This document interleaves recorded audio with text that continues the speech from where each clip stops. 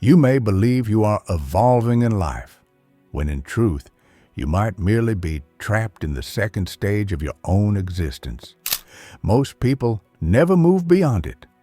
There are 4 psychological stages that every human being passes through, or should pass through, but only a rare few reach the final one. The majority remain stuck, mistaking motion for progress. And the longer you remain in the wrong stage, the more your life conforms to a distorted version of who you were meant to become. This journey is not just psychological, it is existential. It is a call to live with awareness of where you stand and the courage to keep ascending.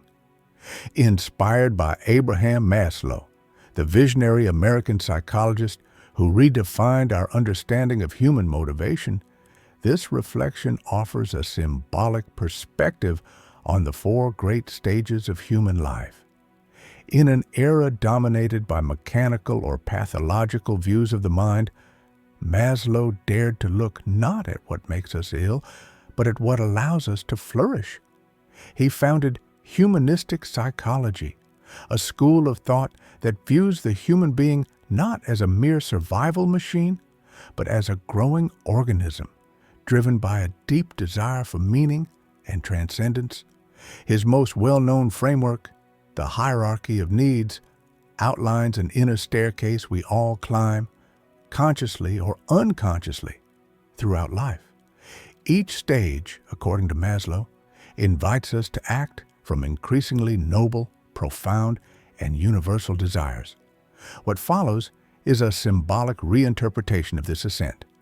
From imitation to authenticity, from self-realization to self-transcendence. The imitator? In the beginning, we are entirely dependent. Our survival demands external care, and the soul, still asleep, does not question. It only longs to be accepted, included, loved. This is the realm of the imitator, the one who copies, who shapes his identity according to others' expectations. At this stage, the individual mirrors rather than originates. It is how we learn language, social rules, and moral codes. But when imitation persists beyond necessity, it becomes a mask, a performance that silences the self. According to Maslow, once our physiological and safety needs are met, food, shelter, stability, we seek belonging and esteem.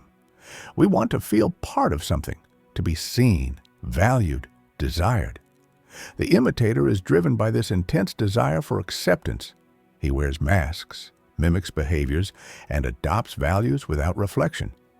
His sense of self is absorbed from family, culture, and admired figures. This stage is not inherently negative. We all begin here. But the danger arises when the quest for approval extinguishes the spark of self-knowledge. The imitator measures his worth by the gaze of others. His mood depends on praise, his choices follow trends, and his convictions are fragile because they are borrowed, not born. Maslow distinguished 2 forms of esteem: external status, recognition, admiration, and internal self-respect, autonomy, confidence. The imitator dwells in the former. The more dependent he becomes on external applause, the weaker his inner foundation. Here lie the traps of comparison, envy, and shame. Living to please is to perform endlessly, and the soul cannot breathe on stage. The most dangerous part of this phase is that it feels comfortable. The illusion of belonging offers warmth, but no nourishment.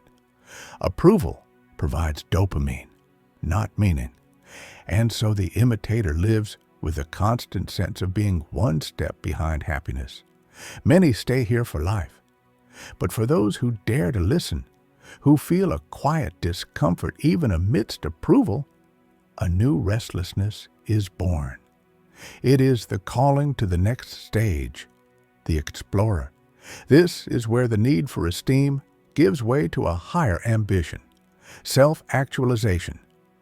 For this transition to occur, something must collapse. namely, the enchantment of external validation. The explorer no longer denies the importance of belonging, but he refuses to buy it at the cost of falsity. He breaks from comfort, questions inherited beliefs, and abandons patterns, not out of rebellion, but from loyalty to an inner voice. Maslow described the self-actualized individual as someone who becomes what they are meant to be. Life is no longer a reaction to the world, but a digging inward to unearth what pulses within. New questions arise. What truly fulfills me?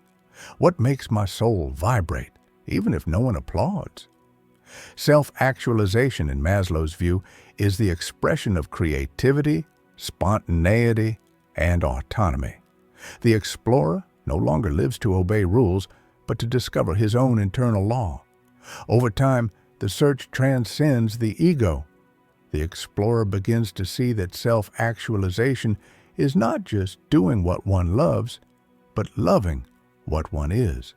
He develops profound self-acceptance, embracing flaws, shadows, and strengths alike.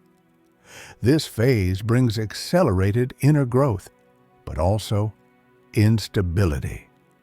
Identity is in constant mutation. Maslow acknowledged this path could be painful. Self-actualizers are often solitary, for in living truthfully, they lose bonds built on falsehood, but they gain something infinitely more precious: coherence between the inner and the outer self. At this point, life takes on a flavor of its own. The explorer experiences the pleasure of following intuition, creating something unique, and living in alignment with his deepest values. Success is no longer defined by status, but by wholeness. Self-esteem now blossoms in silence, without the need to prove anything to anyone. There are no guarantees here, only uncertainties, falls, and restarts.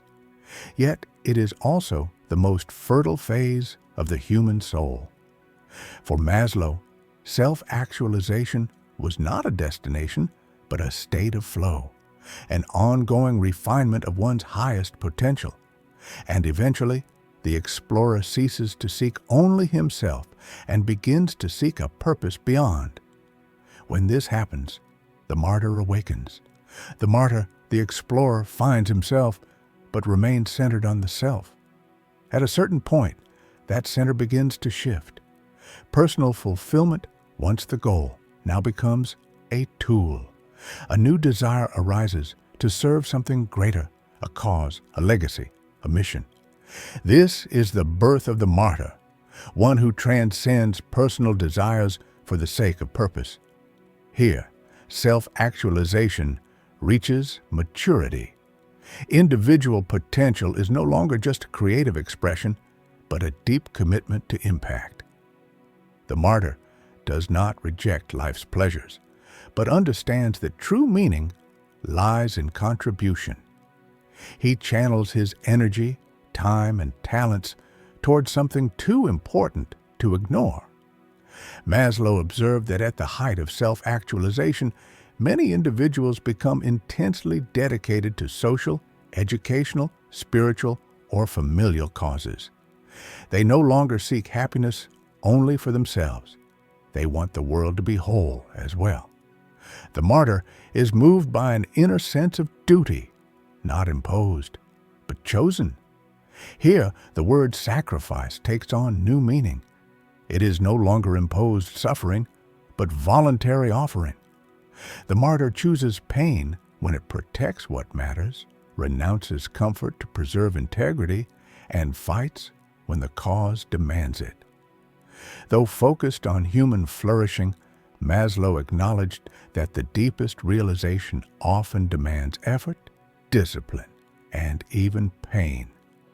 What sets the martyr apart from the common sufferer is clarity of purpose. Excellence becomes an act of affection.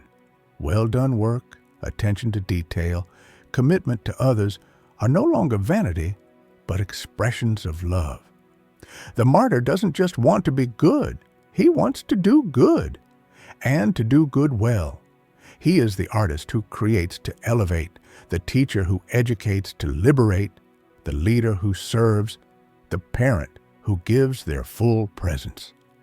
Maslow called this the realm of metamotivation, a love not based on lack, but on abundance. Another mark of this stage is the desire to leave something enduring. The martyr wishes for his words, actions, and teachings to outlive him, not out of vanity, but responsibility. He understands that to live well is to plant trees under whose shade he may never sit.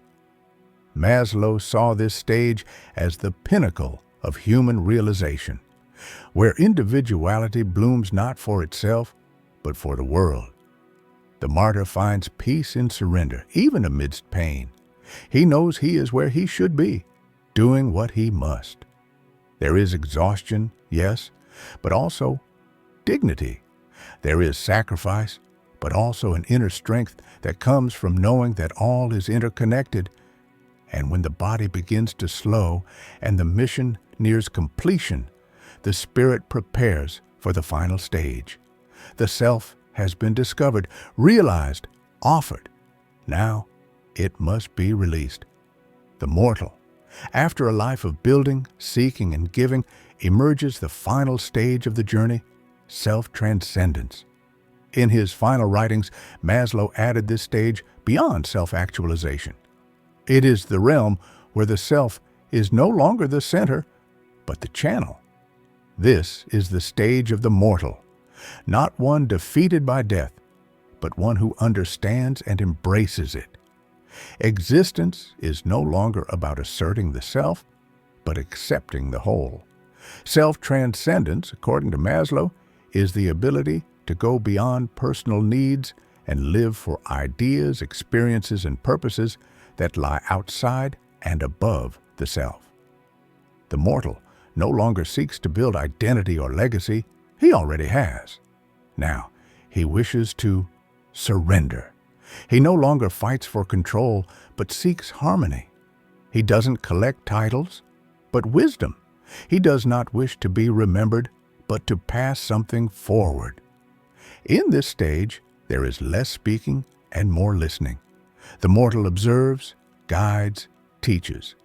The archetype is that of the elder, the mentor, the sage. And this is not a matter of age, but of spiritual maturity. Maslow associated this phase with mystical, aesthetic, and contemplative experiences, moments in which the human being feels part of something vast, infinite, luminous. The death that once terrified the imitator now becomes a silent companion, not an enemy, but a teacher. The mortal finds meaning not in himself, but in the interconnection of all things. He sees beauty in the ordinary, value in the small, eternity in the fleeting.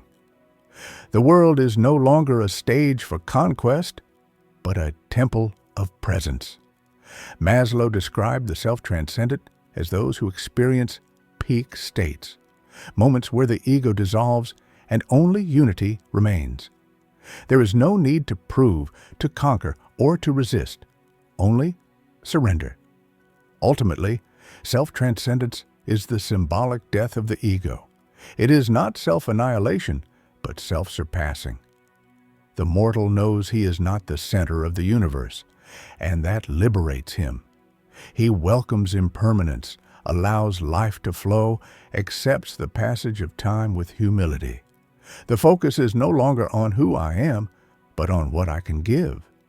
The greatest legacy of the mortal is not material. It is spiritual. It is stories, values, wisdom. It is the way he lived, more than what he owned. It is the lightness with which he faces death that inspires the living to rethink life.